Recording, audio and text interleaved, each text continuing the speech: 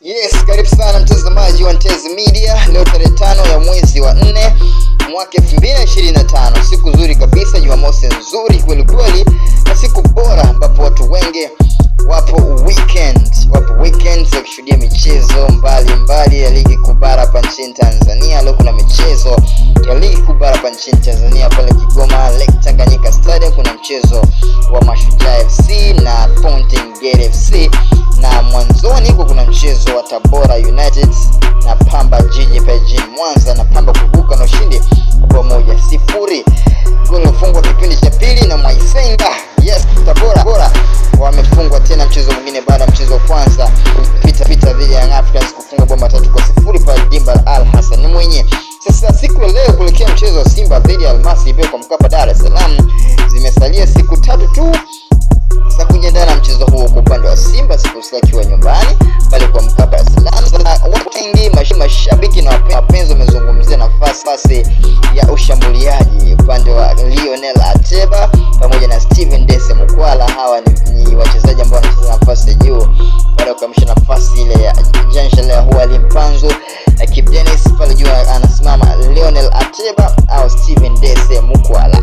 Kitu ambacho mashabiki wengi wanakilaumu ni kuhusikana kwa matumizi ya nafasi ambazo wachezaji watakutumia nafasi kwa ajili ya kufanya vizuri zaidi kwa nafasi hizo ndio kuzifanya. Lakini kitu ambacho mimi nakitazama cha tofauti kabisa na kitaonekana kwa tofauti mkubwa kwa upande wa Simba Sports katika mchezo unaokuja ni uwezo ambao wachezaji wote wataonyesha katika nafasi ya juu, yani nafasi ya ushambuliaji.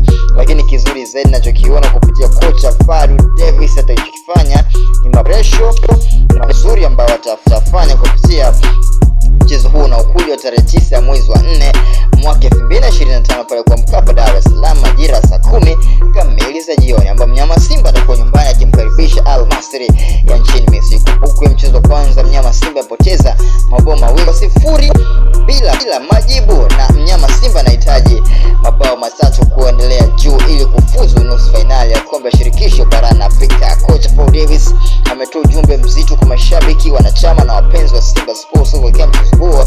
Wasiwe na hofu kabisa, kwa sababu wao kama timu wamejipanga kweli, lakini wao kama kikosi cha Simba wamejipanga kuangamiza kabisa hawa wachezaji na timu nzima ya Al Masry katika mchezo wa tarehe 9 ya mwezi wa 4 mwaka 2025 pale kwa Mkapa Dar es Salaam.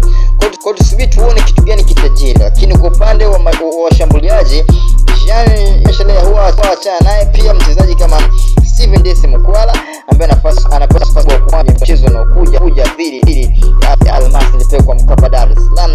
Tusubiri tuone. Sisi nje box Nteze Media tutakuwa na wewe muda wote. Pia pita kwenye page za Nteze Media tizima, itakuwa ni mazuri kabisa. Nje box Nteze Media ni yako Nteze Media.